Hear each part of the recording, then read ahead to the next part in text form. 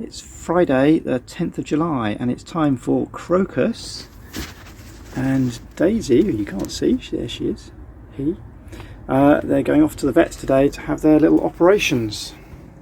So Sue has made them their little packed lunches, some nuggets and flat peas and some proper hay, and this is the chopped up cabbage and carrot for them to have while they're at the vets. There we go. Should go on the floor there. Just about. So they're in there ready to go. We'll see them later. Bye bye. When they get back, we have to keep them indoors for a bit on some bedding that hasn't got kind of dusty, scratchy bits in. So we're going to keep them in. Well, one of them is going to go in this cage, which was the old duck cage, and this is going to go underneath the one up, one down little box that Crocus has been living in.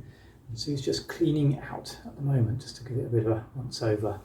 So that's all ready for them. I've just got to go and fetch them.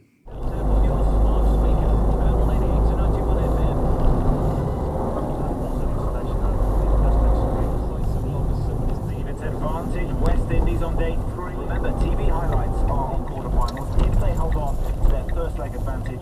So I've just arrived at the vets and it says to phone reception when I get here. So I'm going to have to phone them for them to give me the rabbits back. We've now got 2 rabbits recovering from their operation. They've swapped carriers, but I don't think they'll care particularly. So let's take them home.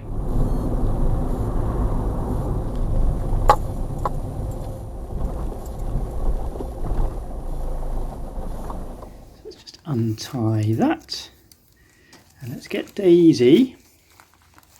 Oh, I'm going to have to tip it up here. There we go, and that's open. There you go, Daisy. There you go. There we go. Good girl. Or boy, or whatever. Because let's let you out. Let's see if I can let you out.